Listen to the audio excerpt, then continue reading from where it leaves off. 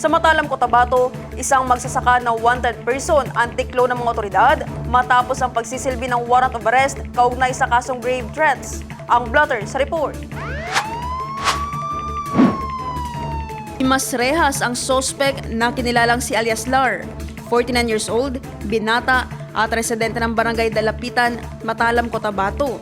Isinagawa ang pag-aresto ng Matalam MPS Tracker Team bilang lead unit, katuwang ang CIDG 12 North Cotabato at ang North Cotabato Provincial Highway Patrol Team sa bisa ng isang warrant of arrest para sa kasong grave threats sa ilalim ng Article 282 ng Revised Penal Code.